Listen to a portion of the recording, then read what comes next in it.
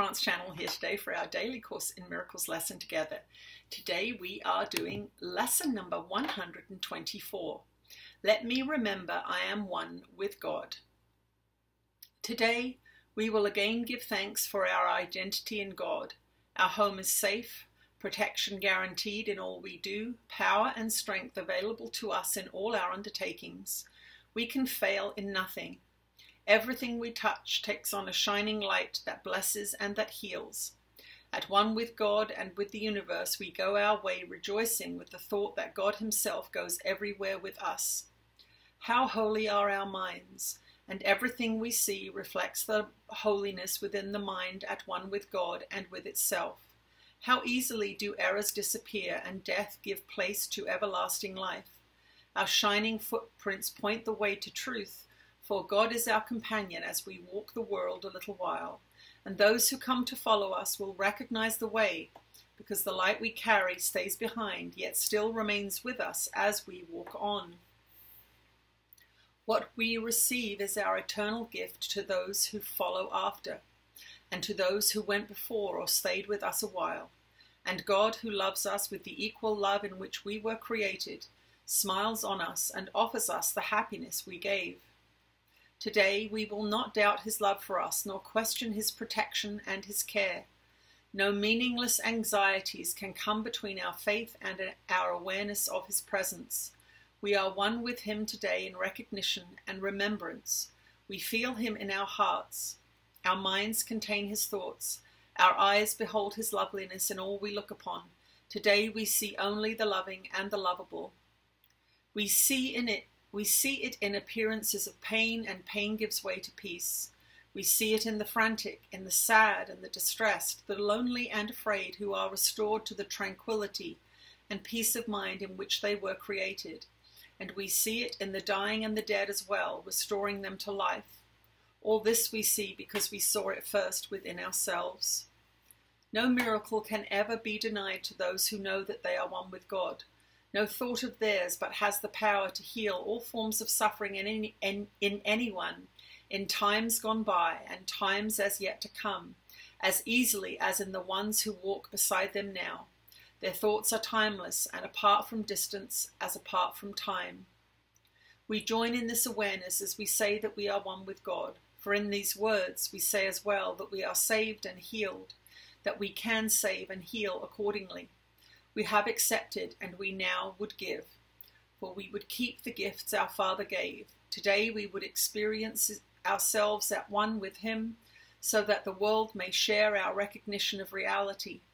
In our experience, the world is freed. As we deny our separation from our Father, it is healed along with us. Peace be to you today. Secure your peace by practicing awareness you are one with your Creator as he is with you. Sometime today, whenever it seems best, devote a half hour to the thought that you are one with God. This is our first attempt at an extended period for which we give no rules nor special words to guide your meditation. We will trust God's voice to speak as he sees fit today, certain he will not fail. Abide with him this half hour. He will do the rest. Your benefit will not be less if you believe that nothing happens. You may not be ready to accept the gain today, yet sometime, somewhere it will come to you, nor will you fail to recognize it when it dawns with certainty upon your mind. This half an hour will be framed in gold, with every minute like a diamond set around the mirror that this exercise will offer you, and you will see Christ's face upon it in reflection of your own. Perhaps today, perhaps tomorrow you will see your own transfiguration in the glass. This holy half hour will hold out to you to look upon yourself. When you are ready, you will find it there within your mind and waiting to be found. You will remember then the thought to which you gave this half an hour, thankfully aware no time was ever better spent.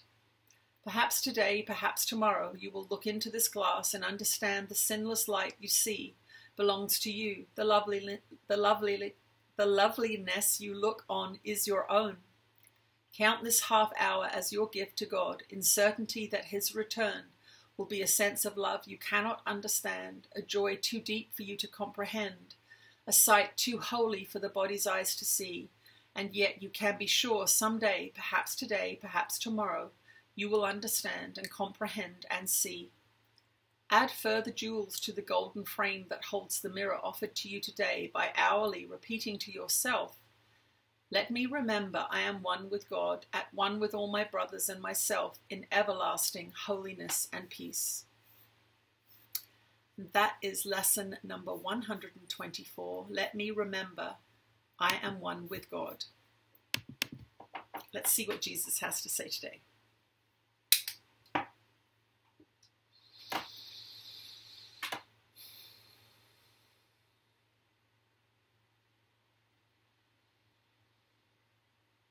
You are blessed beings indeed. I am that one that you know as Jesus. And is not this the opposite of separation? This is the prayer. This is the statement. This is the mantra that you are not alone. You have never been separated from that one that you call God. You have always been loved. You have always been cared for. You have merely been living in an illusory world where you think you are alone. This is why these statements bring you peace, because they are true. This is why it takes away the fear and the frantic nervousness of your world. When you focus your mind on the truth that you are one with God, you will look at all of these shenanigans that are going on in the world and you will say, these are the ego's playgrounds. These are the ego's toys. I am really not that interested in them. And you will save so much energy by not believing the playground of the ego. Now, many of you get worried when we start getting you to focus this intently on God, because you feel as if you are going to lose the world. You feel as if you are going to lose your connection with people, or your work, or your home, or your figurine collection, whatever it is that you are afraid of losing, your freedom perhaps. This is the clue that these are the things you want. This is the clue that these are your idols. This is the clue that this is why you came into separation, to chase these things.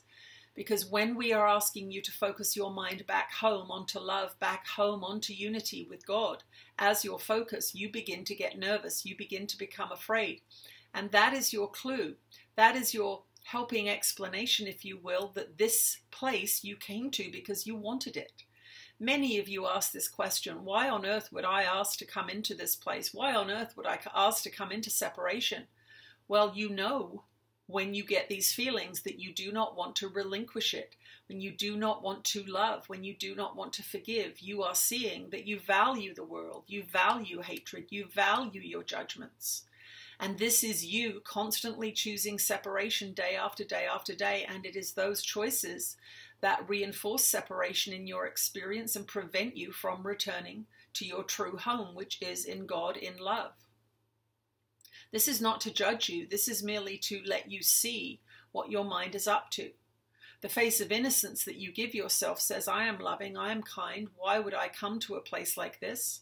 Well, when you are asked to relinquish this place, when you are asked to love, and when you are asked to forgive and do these lessons, you begin to see another aspect of your mind that is hidden from you.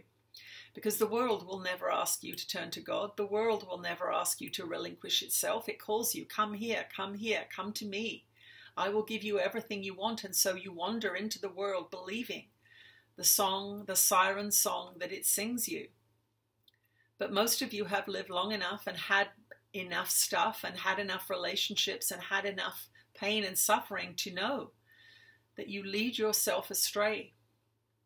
These words bring you back home to the simple truth. You are at home in God. You are one with God. God is with you. You are with your Creator at all times. I am that one that you know as Jesus, and I will speak to you again tomorrow. Thank you for joining me today. I'll see you tomorrow. Bye-bye.